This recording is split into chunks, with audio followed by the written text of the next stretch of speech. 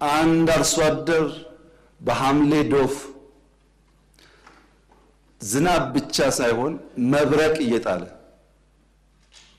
ዝናቡና መብረቁ ከማሳው ያላስቀረውን ገበሬ መስከረም ላይ ወፍ ጮኻለችና ወፍ ስለምትጮህ አልወጣም ወደ ማሳ አይሄድም ብሎ የሚፈራ ገበሬ አይኖርም።